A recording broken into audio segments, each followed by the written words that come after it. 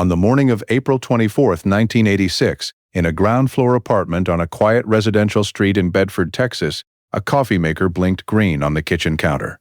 It had been set on a timer. It had done its job. The pot had finished brewing at 6:30 in the morning, and by the time the first patrol car turned into the complex parking lot at 8:09 a.m., the coffee had been warming for an hour and 39 minutes. The apartment was still. The chain latch on the front door was thrown from the inside. Janet Love was 32 years old, and she was already gone. That detail, the chain latch thrown from the inside, would quietly confound the investigators who spent the next 18 months looking for her killer. A chain latch does not throw itself. It requires a hand, and yet the evidence of the entry point suggested the door had been forced from the outside. The geometry of the thing did not resolve. It sat in the case file like a question written in a language no one in the department had been trained to read. And it would stay there for 35 years, waiting. Tarrant County investigators worked the case through the spring and summer of 1986 and into the following year. They interviewed neighbors. They canvassed the complex. They traced phone records and cleared an ex-boyfriend before the school year ended. In late 1987, with no viable suspect and no budget authorization to submit the one piece of physical evidence that might have told them something different, the case was reclassified. Inactive, Janet Love became a file number in a basement archive on a shelf in a building where over the decades that followed, the people who had known her name eventually retired, transferred, or died. But her mother never stopped writing. Loretta Love, who lived in Abilene and kept her daughter's senior portrait on the living room mantel from 1986 until the day she herself passed, sent a letter to the Bedford Police Department every year on the 24th of April. 23 letters across 23 years, each one asking the same question, each one answered with a form letter or, in several years, not answered at all. And in the Tarrant County Evidence Archive, on a metal shelf behind a fire door in a building that had survived 2 floods, a budget purge, and a digital inventory that very nearly deleted its entire pre-1995 catalog. A small swab in a sealed evidence bag waited with the patience of something that does not know it is waiting. It had been collected on the morning of April 25, 1986. The day after Janet's death, from the exterior lower rail of her apartment's front window frame, by a forensic technician named Darla Fitch, who printed her evidence codes in careful block letters. The bag was labeled E19. It had never been submitted to a crime laboratory. The department's submission backlog, at 114 items, had been frozen pending a budget approval that came 11 months too late for Janet's case. Decades later, a forensic genealogist working with the University of North Texas Center for Human Identification would build a family tree from the DNA profile locked inside that swab, a tree with branches that traced backward through census records and marriage certificates and a birth register in Val Verde County, Texas, converging on a single name, a name that had been, in a manner of speaking, already in the file. To understand what that swab contained and what it cost Loretta Love to keep writing those letters for 23 years, we have to return to Bedford, Texas, in the spring of 1986. Before we go back to that April, to the morning the coffee was still warm and the chain was still thrown, let us know in the comments where you're watching from. And if you believe cold cases deserve a second look, subscribe so you don't miss what comes next. The spring of 1986 arrived late to the Dallas-Fort Worth Metroplex. The Bermuda grass along the highway medians had not yet come back from the brown of winter when April began, and the air in the morning still carried a sharpness, the trailing edge of a cold front that had not quite decided to leave. By the third week of the month, though, the temperature had settled into the low 80s by noon, the kind of warmth that accumulated in the asphalt and the concrete, and released itself slowly after dark, so that even at 10 o'clock at night the sidewalks held the day's heat in them like something reluctant to let go. Bedford sat between Fort Worth and the airport, a mid-sized suburb that had grown through the late 1970s alongside the airport itself, full of apartment complexes and prefab office parks, and the transient quality of communities built to house people who work somewhere else. The streets were wide and flat, and lined with young live oaks that had not yet grown tall enough to cast real shade. Strip malls anchored each major intersection. A Tom Thumb grocery, a Texaco, a Video Unlimited, a Whataburger that smelled of beef fat and char at all hours. The highway was always audible somewhere in the distance. Janet Elaine Love had lived in Bedford for 4 years when she died. She had taken the Delta Airlines job at DFW in the fall of 1982 after finishing a 2-year program at Tarrant County College, and she had moved into the ground-floor apartment at 1204 Brown Trail, Apartment 6, sometime in early 1983. She liked the apartment. She told her mother she liked the courtyard, the way the units faced inward toward a shared concrete walkway lined with clay pots of petunias that the complex manager, Mrs. Dunbar, tended with territorial devotion every Saturday morning. Janet had added 2 pots of her own the first summer, yellow marigolds, because her mother had grown them in Abilene, and the smell was specific to certain kinds of warmth. She was, by every account gathered in the weeks after her death, the kind of person who organized a life around small pleasures and consistent routines. She called her mother every Thursday evening before 9, a habit so regular that Loretta Love would begin watching the clock around 8:30, not out of anxiety, but out of anticipation. She kept a half-finished crossword puzzle on the kitchen counter at all times, the TV Guide puzzle, not the newspaper, because she liked the categories and found the clues more honest. She had a photograph of herself and her mother at the 1984 State Fair of Texas, framed on the living room wall. Both of them squinting into the afternoon sun, Loretta with a cloud of pink cotton candy, Janet laughing at something off camera. Her Delta wings pin bright against her blazer lapel. She wore that pin almost every day. It was small and gold-plated, shaped like the airline's familiar widget logo, presented to employees on their 2-year anniversary. Janet had kept it pinned to her uniform blazer even on days off, moving it from her work jacket to the lapel of a denim jacket she wore for errands and grocery runs.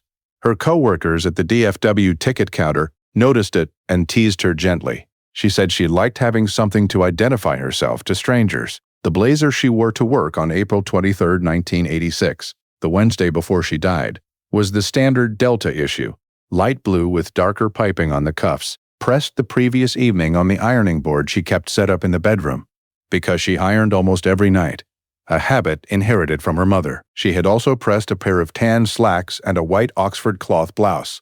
The blouse had a small frayed hem at the left cuff that she had been meaning to repair for 2 weeks. She drove to DFW that morning along Highway 183, a road she knew well enough to drive half asleep, windows down until the April air warmed enough to make air conditioning reasonable.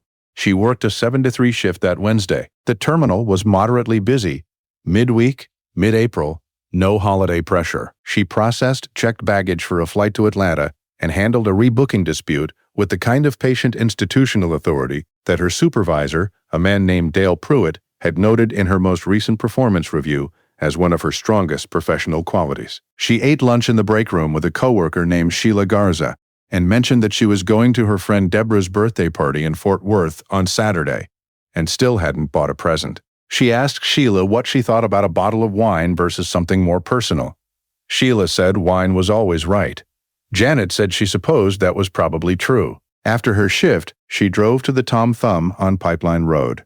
The parking lot was filling up with the after-work crowd, carts rattling across the asphalt, engines idling the intercom inside the store faintly audible from the entrance. Janet moved through the store efficiently, the way people move when they shop alone and know what they need. She collected a carton of eggs, a quart of 2% milk, a small bag of oranges, a box of Jell-O pudding cups, chocolate, the kind she bought every week and ate one of on weekend mornings, and a bottle of Palmolive dish soap. At the checkout, she paid with cash, $17 and some change, and carried the single paper bag to her car.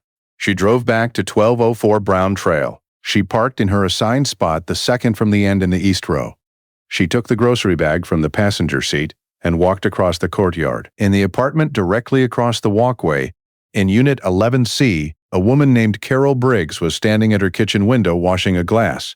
Carol was 38, a dental hygienist who worked mornings and spent her evenings quietly, mostly reading. She had lived in the complex for 6 years and knew Janet the way you know a neighbor you like but have never gotten close to, by the routine of her coming and going, by the sound of her footsteps on the concrete, by the small exchange of waves and nods that accumulate over years into something that feels, in retrospect, like intimacy. Carol saw Janet cross the courtyard with the grocery bag. She raised her hand through the glass in greeting. Janet saw her and smiled, a full, unhurried smile, the kind that takes a moment to arrive, and lifted the grocery bag slightly, the gesture of someone whose hands are full but who wants to be seen acknowledging you. Then she turned and pushed through her apartment door. The time was 8:17 p.m. Inside, the apartment was exactly as she had left it that morning. The crossword puzzle, lay on the kitchen counter beside a pen. The ironing board stood in the bedroom doorway.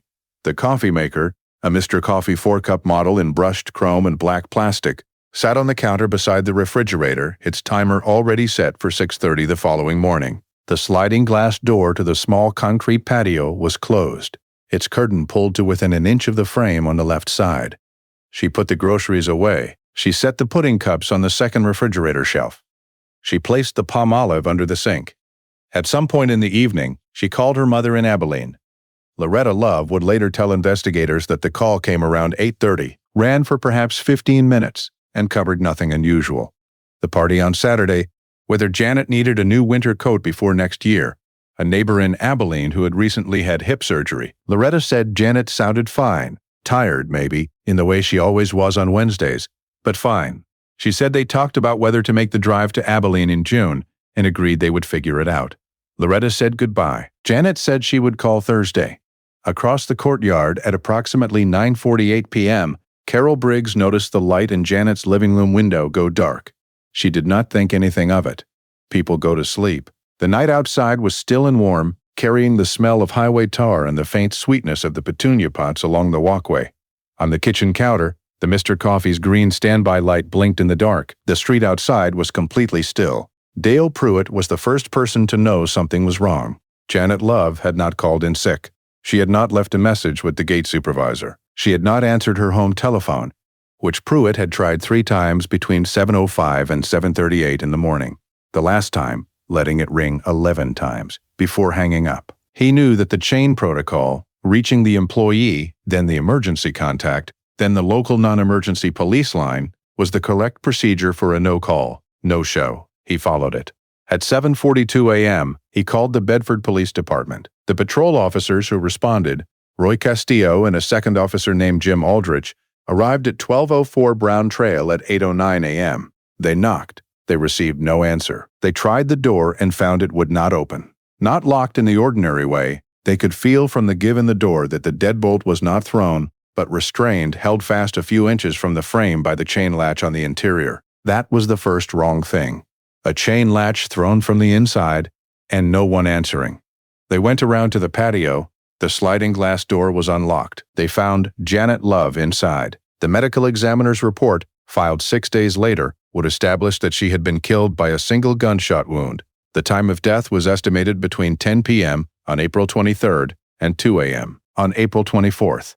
The coffee maker had been set for 6:30 a.m. It had done its job.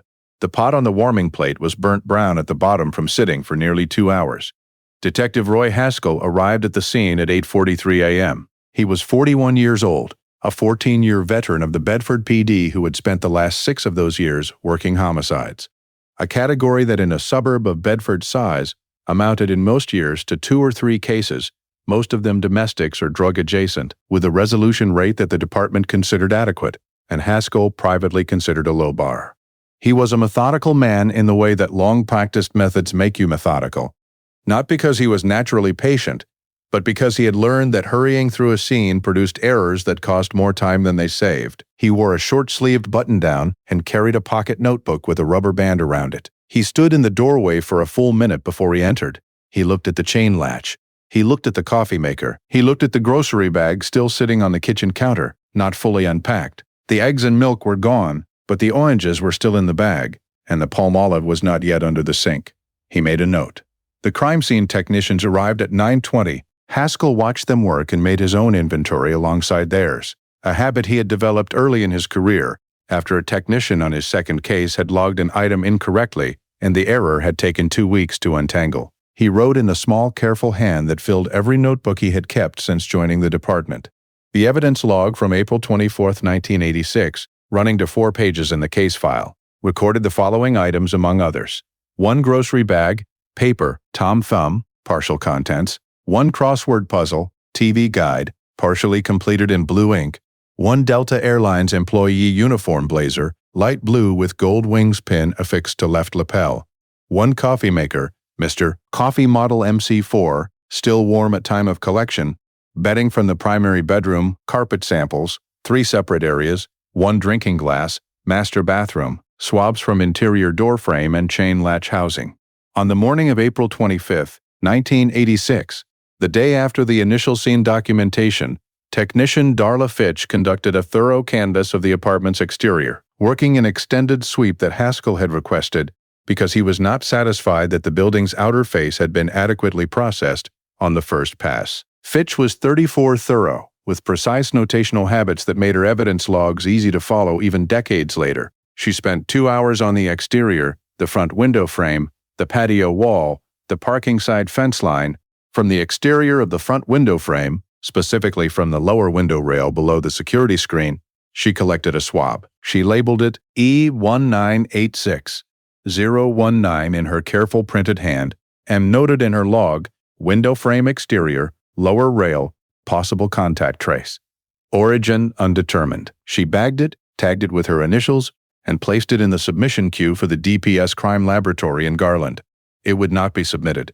The submission backlog at the Bedford PD Forensic Unit sat at 114 items in April 1986, a number that had been growing since the prior autumn when a budget reallocation had frozen laboratory submission authorizations pending the City Council's approval of the new fiscal year appropriation. The approval came in September 1986, nearly 5 months after Fitch had collected the swab. By then, the active investigative priority had shifted. The budget window opened, and the submission queue moved, but E1986019, logged under a case already accumulating the quiet bureaucratic designation of no viable suspect, ongoing, did not make the initial release. The authorization, when it finally arrived, covered 31 items.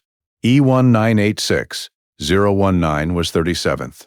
Haskell did not know this yet. In the weeks following Janet's death, he was still building the picture, still interviewing, still believing the case would resolve in the way cases resolve when you work them persistently enough. He began with the apartment complex. He spent the better part of 3 days talking to residents. 41 apartments across 6 buildings arranged around the central courtyard and 2 adjacent exterior lots. Most of them had nothing to offer. Several had not known Janet by name.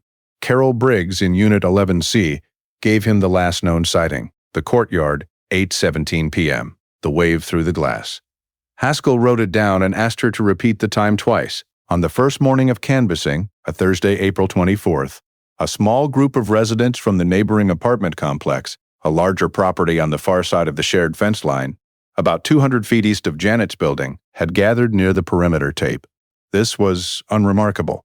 People gather when police are present. What was marginally less unremarkable was that one of them had arrived early, a young man, 19 or 20, slim, wearing a white t-shirt and jeans in the already warm morning.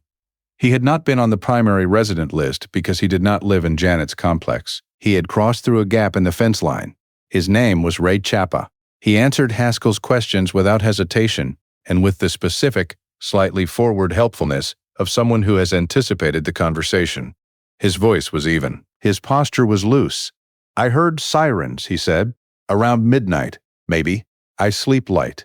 Haskell wrote this down. Midnight. The medical examiner would later place death between 10 p.m. and 2 a.m. "Did you know the resident?" Haskell asked. "Didn't know her personally," Chapa said. "Just to see around." Haskell paused on the phrase. It was a social approximation, a way of saying I knew her by sight, but it carried something slightly off in the register, a formality that did not quite match his manner, like a phrase borrowed from somewhere rather than arrived at naturally. Haskell filed it in the part of his mind where improbable observations wait. He wrote in his notebook, in the margin beside Chapa's name, "Just to see around. Ask again." He pencil-crossed Chapa's name on the interview log, not circled. Crossed, meaning interviewed, not cleared, not a subject. The notation that means this person was here and answered questions and gave us nothing to hold on to. Down in the evidence archive, swab E1986019 sat in its bag on a metal shelf, 37th in a queue that would not move for another 18. The Bedford April morning was warm and smelled of cut grass. The chain latch hung still on the broken door frame. No one tested the swab. The summer of 1986 in the DFW Metroplex was brutal in the way that North Texas summers are brutal. Not merely hot, but pressurized. The air sitting heavy and still above the flat land, so that even the highway wind felt like something coming out of an oven. Haskell worked the case through that heat, driving the familiar routes between Bedford and the DPS regional office, between the apartment complex and the county courthouse, between the courthouse and the addresses of people who had something half useful to say, and then, on a second interview, considerably less. The first lead that felt like it might go somewhere was a former coworker, a man named Terry Dodd, who had worked the DFW ticket counter alongside Janet for 8 months in 1985 before transferring to the Dallas Love Field operation. He had a difficult alibi for the night of April 23rd, a claim of being home alone, which he maintained on 2 separate interviews with the slightly aggressive repetition of someone who knows that home alone is not verifiable and is waiting to be caught out. Haskell spent 3 weeks running down Dodd's background and interviewed him a third time in June at a coffee shop on Mockingbird Lane, and came away from it with the considered judgment that Dodd had not killed Janet Love and had been nervous during all 3 interviews because he was a man who was nervous around authority. He crossed Dodd off the working list. The ex-boyfriend was easier. A man named Kevin Stacy, who had dated Janet briefly in 1984 and remained on amicable enough terms with her that they occasionally ran into each other at the Tom Thumb, without incident. His phone records for the evening of April 23rd placed him in Louisville, on the phone with his brother from 9:14 p.m. until past 11. The brother confirmed it, the phone company confirmed it. Stacy was cleared in less than a week. In August, he went back to Ray Chapa. His supervisor, Sergeant Whitmore, a man 3 years from retirement who had the institutional habit of protecting finite investigative resources from what he called pencil cross-chasing, had not authorized a formal re-interview. So Haskell conducted it informally. He drove to the neighboring complex and found Ray sitting on the front steps eating a soda cracker from a sleeve. Chapa was cooperative. He was still cooperative in the specifically prepared way that Haskell had noticed the first morning. He said he had gone back and tried to remember anything else from that night. He couldn't. He said he was sorry he couldn't be more help. "Did you know her well enough to say hello?" Haskell asked. "Just around the complex," Chapa said. "You know how it is." It was the same formula, slightly different words, same imprecision where a person with nothing to hide would have been more specific or less specific, but not precisely as calibrated. Haskell went back to the office and requested a formal re-interview and authorization to request a voluntary elimination swab from Chapa for comparison against the scene evidence. He wrote the request in the careful procedural language the department required, attached his notes from both interviews, and submitted it to Whitmore on a Thursday afternoon in late August. Whitmore returned it the following Monday with a handwritten note across the top. "You've got a cooperating witness and a pencil cross, Roy. That's not probable cause." Haskell filed the request in the case folder and did not try again. By October, the active investigation had narrowed to a single track: the physical evidence waiting in the submission queue and the question of when the authorization window would reopen. Haskell had confirmed that E1986019, the window frame swab, was in the queue and would be prioritized when the next budget release came through. The approval came through in November. It covered 31 items. The forensic unit supervisor called Haskell on a Wednesday morning to give him the news. E1986019 was 37th on the queue. Haskell asked whether there was any discretionary provision, any supervisory override mechanism that would allow a single additional item to be attached to the authorization for a homicide case. He was told there was not. He was told the next release would likely come in the new fiscal year. He thanked the supervisor and hung up. In January 1987, Loretta Love drove from Abilene to Bedford. She sat in a chair across from Haskell's desk and asked him directly and without self-pity whether her daughter's case was going to be solved. Haskell told her he believed it would be. He told her they were waiting on physical evidence analysis. He did not tell her the analysis had been waiting for 8 months on a budget authorization. He was not lying. He was giving her the version of the truth that was both accurate and bearable. Loretta listened and nodded and said she appreciated him saying so. She had brought a small photograph in a paper bag, a copy she had made of the 1984 State Fair picture, Janet and Loretta squinting into the afternoon sun. She set it on the edge of his desk and asked if he would keep it. He kept it. Through the spring and summer of 1987, the leads continued to arrive and die. A tip from Fort Worth about a man who had been seen in the area came to nothing. A second canvass of the neighboring complex yielded one additional resident who remembered seeing someone near the fence line on an April night, but could not specify which night. In September, the second budget authorization came through. 46 items. The forensic unit supervisor called Haskell.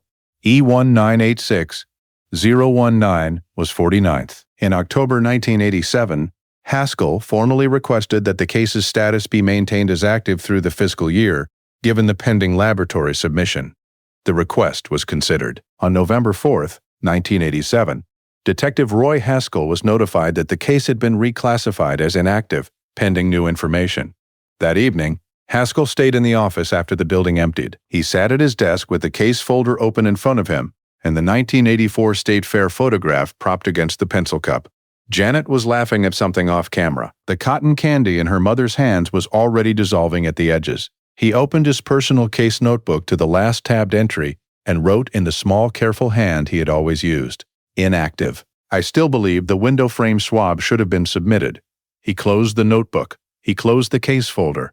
He looked at the photograph for a moment longer than was professionally necessary. He switched off the overhead light. In the Tarrant County Evidence Archive, on a metal shelf behind a fire door on the building's lower level, swab E1986019 sat in its sealed bag. The archive was climate-controlled. The temperature was held at 68 degrees. The lights in the evidence room were off. The facility on Industrial Boulevard in Haltom City operated on the principle that evidence did not require witnesses. The shelves were steel. The temperature was 68 degrees. The lights in the storage units came on when you opened the door and went off when you closed it. It was cold storage for the residue of interrupted lives, and it operated efficiently and without ceremony. In October 1997, Detective Sandra Merritt retrieved the case box and opened it under the fluorescent light. She was 3 years into the cold case unit, with 9 cases assigned and a budget that covered 6 full DNA submissions. The math was not complicated. The 6 submissions were going to the cases where suspects were living, identifiable, and reachable. The Janet Love file had a single biological swab, sealed and intact, that had never been tested, attached to a case whose only named person of interest had been pencil-crossed at interview in 1986 and not contacted since. A good case, a waiting case, not the right case for this year's budget. She wrote in a footnote at the bottom of her review sheet, "May warrant future DNA analysis pending budget authorization. No action taken at this time." Her review had taken 11 minutes. The review sheet was scanned into the case management system. It would not be read again for 17 years. Loretta Love turned 76 in the winter of 2009, quietly in the small house she had shared with her sister. The kitchen drawer still held what it had always held: the birthday card in Janet's handwriting, the recipe for peach cobbler, the photographs from the Delta Christmas party, the last form letter from the Bedford Police Department. She did not write in April 2009. By then, she was spending most mornings in the recliner in the living room, watching the light move across the floor. Her sister, Margaret, found her one morning at the kitchen table with the drawer open, the photographs arranged in front of her. She was not crying. She was looking at them the way of someone who has made a long study of an absence and knows every edge of it. Loretta said, "She called me every Thursday before 9. She said she would call Thursday."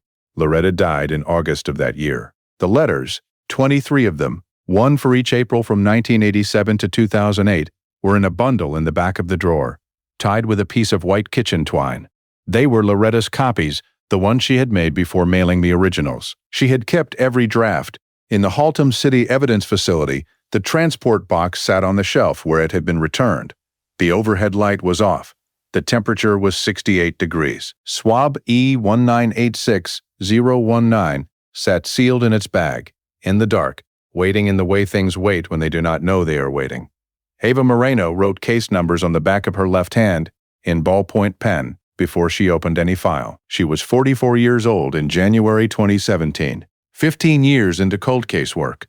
She had been assigned 22 inactive files from the pre-1990 period, and she had worked through 14 of them by January. She reached the Janet Love box, and she reached item 19.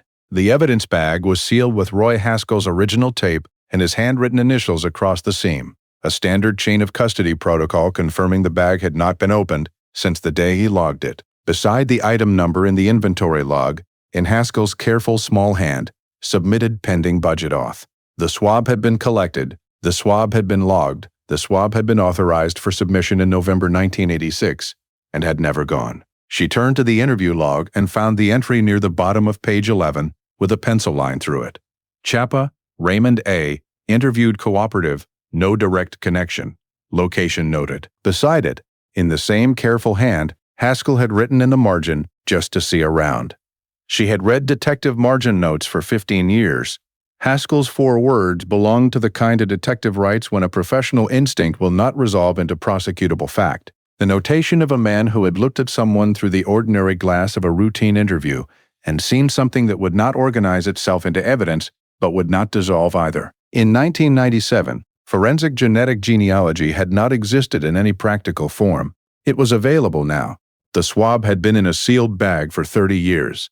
It had never been opened. Whatever had been on that window frame rail in April 1986 had been contained since the day of collection, undisturbed at 68 degrees, for 31 years. She typed up the authorization request for submission of E1986-019 to the University of North Texas Center for Human Identification. She submitted it on November 14, 2017. She wrote the case number on the back of her left hand and closed her laptop. The authorization cleared 5 weeks later. She drove to Denton with the transport box in the back of the county vehicle. The swab had been sealed in 1986, 32 years at 68 degrees in a polypropylene bag. The DNA would be fragmented, the long strands broken into shorter segments, and recovery would depend on whether those fragments were long enough to reconstruct the core loci. 21 of the 23 CODIS core loci were recoverable. The first phase report used the phrase partial but sufficient. 21 loci was the threshold below which a genealogy submission became unreliable. 21 loci was the threshold above which it became viable. The profile was run against CODIS. No direct match. It meant only that the contributor had no prior DNA-indexed criminal record, a closed door, and an open direction simultaneously. The profile was submitted to the genealogy database with the minimum genetic similarity threshold set at 15%. The search returned 94 candidate individuals, 94 people whose DNA shared at least 15% genetic similarity with the unknown profile extracted from the window frame swab. The genealogy work began from those 94 individuals. It was not laboratory work. It was archival construction, the building of family trees from public records. A forensic genealogist named Patricia Rowan pulled birth certificates, marriage licenses, obituaries, and census records, mapping backward from the 94 candidates, eliminating family clusters that did not have documented North Texas presence in the relevant period. The 94 candidates sorted into 3 surname clusters. 2 were eliminated by successive rounds of narrowing. The third cluster narrowed to a single branch. The branch narrowed to a single individual, a male born 1966, North Texas documented presence continuous from birth through the 1990s. No death record on file. The name was Raymond Anthony Chapa. Moreno typed the name into her case management system. The system searched the case database automatically on entry. The 1986 interview log autofilled. Page 11. The entry near the bottom with the pencil line through it. Beside it, the margin notation she had photographed in November, just to see around. Haskell had looked at Raymond Chapa across a courtyard and written just to see around in his private notebook. Pencil crossed the name, filed the case inactive 7 months later with the notation that the window frame swab should have been submitted. He had been looking in the right direction. He had lacked the instrument to confirm it. He had been dead for 11 years. The genealogy finding was compelling but not yet sufficient for an arrest warrant. It was probabilistic inference. The next step was physical confirmation. A sample from Chapa himself, tested against the profile from the swab. The standard method for obtaining a sample without a warrant was a trash pull, retrieving materials discarded at the residential curb, which constituted abandoned property. On the morning of April 11, 2019, a Grand Prairie officer parked within sight of Chapa's driveway. At 7:04, Chapa rolled the bin to the curb. The officer waited 22 minutes before retrieving 2 bags. Among the contents, the ordinary refuse of a suburban household. 2 items were submitted for DNA extraction: a discarded plastic cup and a paper towel. The result came back on April 19, 2019. Full 23 locus alignment between the DNA from Chapa's discarded cup and the partial profile from the window frame swab. The match probability, 99. 98%. Random match probability, 1 in 4, 2 trillion. Confirmed by a second independent laboratory. It was not probabilistic anymore. It was direct. The DNA on the exterior lower rail of Janet Love's front window frame had been deposited by the man who discarded his trash on Thursday mornings on a residential street in Grand Prairie, Texas, in the spring of 2019. Raymond Anthony Chapa was, that spring, 52 years old. He had been semi-retired from HVAC installation work. He attended First Baptist in Grand Prairie on Sunday mornings. He had 3 grandchildren. He was the kind of grandfather who came to the school performances and stood at the back with his phone out to record. He did not know that a plastic cup he had thrown away on April 11th had spoken. The plan was precise in the way that plans are when they have been rehearsed too many times to fail. 2 Bedford PD vehicles and 1 Tarrant County unit would stage on a Grand Prairie street before dawn. The approach would come at 6:04 a.m. Moreno had written the time on the planning sheet herself. She had chosen it because it gave them the low morning light, the stillness of a Tuesday street before 7. She had been waiting since the previous October for the warrant. She intended, when the time came, to be unhurried. The DA's office called the day before. The review of the genealogy evidence chain was not yet complete. A confirmatory comparison had returned a procedural notation requiring secondary review. The approach was postponed. Moreno set the phone on her desk and drew a single line through the time on the planning sheet. The 2 to 3 weeks became 6. The warrant application was certified and forwarded for formal issuance. The process moved the way processes move when every participant understands that a mistake cannot be corrected. It moved carefully. It moved through summer and into August, when the warrant was approved and the approach was rescheduled. Ready, but not yet for a specific morning. In September 2019, Ray Anthony Chapa saw a doctor about persistent fatigue and a cough that had not resolved. The diagnosis arrived in late October. The illness was terminal, the prognosis measured in months rather than years. By November, he had curtailed his church volunteer schedule and transferred his remaining clients to a younger contractor. His daughter drove him to appointments twice a week. The case entered legal review in January 2020. In March 2020, the court system began shutting down its non-emergency proceedings in response to the pandemic. Grand jury sessions were postponed. The physical logistics of prosecution became impossible for a span that no one could then measure.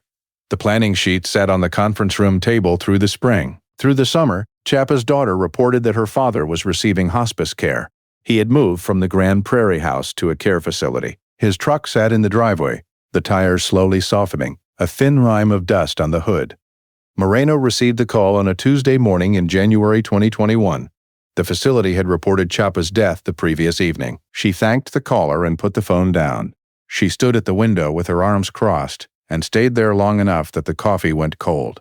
She had wanted to look at him across a table in a fluorescent room. She had wanted to read him the 1987 log entry, not for the record, not for the prosecution, but because Roy Haskell had written it knowing no one would act on it, and someone should have read it to the man it named. She had wanted to place the probability figure in front of him and watch his face when it became real to him in a room he could not leave. None of that would happen now. A family member of Chapa's later passed along to investigators, through an intermediary, a sentence that Chapa had spoken during the final weeks of his hospitalization. He had not been delirious. He had said, "There are things I did when I was young that I cannot undo." He had not specified. The family member had not asked. The sentence was transcribed and added to the case file. It did not constitute a confession in any legal sense. It did not name Janet Love. It was the kind of sentence a man says when the weight of something has been structural for long enough that setting it down becomes more possible than it once was, and when the consequence of setting it down is no longer something he will survive to face. The press conference was held on a Thursday morning in November 2021 at Bedford City Hall, in a room that held perhaps 60 people and that morning held closer to 80. 3 members of Janet Love's family sat in the second row. Her younger brother Daniel, now 61, in a gray blazer he had pressed the night before, a cousin who had driven from Lubbock, and a woman who had been Janet's closest friend at the airport. The Bedford chief of police read the 1987 log entry in full, slowly, with the care of a person reading a document that should have been unnecessary. "I still believe the window frame swab should have been submitted." He paused after the last word and looked up. Roy Haskell retired from this department in 1993. He died in 2015. We owe him a debt he did not live to receive. Moreno presented the methodology with the precision of a woman who had learned that precision was a form of respect. She stated the probability figure, 99, 98%. She stated the random match probability, 1 in 4, 2 trillion. She said that number in a room of approximately 80 people, and the room went completely quiet in a way that had nothing to do with courtesy. 1 in 4, 2 trillion was not a statistic. It was a closing of exits. She said the name, Raymond Anthony Chapa, a resident of the apartment complex 800 feet from Janet Love's at the time of the crime. 19 years old in April 1986. Interviewed by Bedford PD the day her body was found, while he stood at the perimeter tape. Released. Pencil crossed on the interview log. Relocated to Grand Prairie. Married. Father of 2, grandfather of 3. Deceased. January 2021. The chief returned to the podium for the final statement. He set the prepared text aside and looked at the room. Janet Love's mother, Loretta, wrote to this department every April for 23 consecutive years. She wrote to ask whether there was any new information. She wrote to say that she had not forgotten. Loretta Love died in 2009. She did not learn what we are saying this morning. That is a failure this department carries, and I am stating it in this room because the record should contain it. When the floor was open to questions, a reporter turned toward the second row and asked Daniel what he wanted people to know about his sister. He looked up, he looked past the cameras at the room, and then he looked at his hands. He said, "She pressed her uniform every night. She was very particular about that." He said it in the tone of a man who has been carrying a sentence for a long time and has finally found the right room to say it in. He did not add to it. He did not need to. There would be no trial. This is not a procedural footnote. It is the structural fact around which the case's resolution is built, and it must be held fully, not managed, not softened, because it is the case's truest statement about the relationship between forensic certainty and legal justice. And that relationship is imperfect in a way that no single outcome can repair. The district attorney's office issued a formal posthumous perpetration finding. The instrument is not a conviction. It is not an acquittal. It is not the language the criminal justice system prefers, because the system was built on the assumption that the defendant would be present to contest or confirm the charge. What the finding provides is documented institutional confirmation that the DNA profile preserved for 31 years without a match was confirmed to a probability of 98% to have originated with Raymond Anthony Chapa, and that the totality of the evidence is consistent with the conclusion that Chapa killed Janet Love in her apartment on the night of April 24, 1986. What the forensic genealogy could not give was the arrest Moreno had planned for 6:04 on a May morning. The fluorescent room, the metal table, the moment when a man who had lived freely for 33 years was required, in the formal and irrevocable way the law requires, to account for what he had done. That moment, which is not simply procedural but moral, which is the law's central claim that accountability can be compelled and witnessed, did not happen. The gap between the certainty of the forensic evidence and the formal public accountability of a verdict is, in this case, permanent. It will not close. What the Janet Love case cost is a number the evidence chain cannot fully tabulate. It cost Loretta Love 23 Aprils. It cost Roy Haskell a private notebook he kept until he could not keep it anymore, and 28 years of carrying a file that had left his official custody without leaving his conscience. It cost Daniel Love a pressed uniform he has not seen since 1986, and remembers the way people remember things they were never supposed to have to remember at all. And it cost something that has no name in the legal record, the 20 minutes in 1987 that it might have taken to authorize a secondary extraction from the swab, the budget hold, the authorization that covered 31 items when the swab was 37th, the 11 minutes a 1997 reviewer spent with the file before recommending archive. The system did not fail Janet Love through corruption or conspiracy. It failed her through the accumulated small decisions of ordinary people operating within ordinary constraints. Each decision had a reason. None of the reasons were adequate. The 35 years were the sum of all of them. Forensic genetic genealogy did not correct those 35 years. It cannot do that. What it did was build a family tree from silence. 94 candidate profiles, 3 surnames, 1 branch, 1 man, and hand that tree to a living investigator in a building 800 feet from where Janet Love had been killed. In the time between the coffee maker clicking off in Janet Love's kitchen on the morning of April 24, 1986, and the November morning in 2021, when Moreno walked out of Bedford City Hall carrying the evidence box with both hands, 35 years and 7 months had passed. Janet Love was 32 years old when she died. She would have been 67 at the announcement. She would have been, by all available evidence, someone who cared how things were done. The crease in a uniform, the Thursday phone call, the way a life is tended when you expect it to last. The Janet Love case is closed. The evidence is preserved. The name attached to it is permanent. If you believe that forensic science owes something to the people it arrives too late to save, and that the cases time forgot deserve the same attention as the cases time remembers, subscribe so we can keep opening the boxes. Janet's name was returned, in the end. That return cost everything it should not have cost, and arrived when it could no longer save anyone from the waiting. The least we can do is make sure the next one arrives sooner.